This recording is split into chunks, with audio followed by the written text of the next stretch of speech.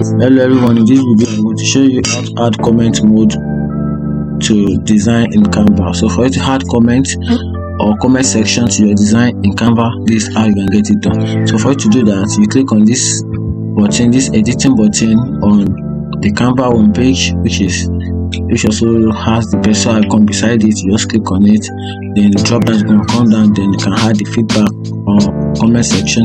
Just click on it, you can see comment mode enable, and that is it right here. Then you can add the comment, then you set the automation and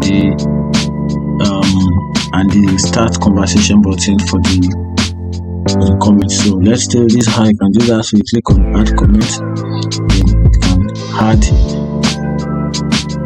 anything in here. Once you guys then click on, let's say okay, good.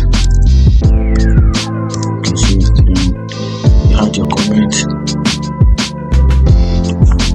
That's it. Find this helpful, like and follow for more.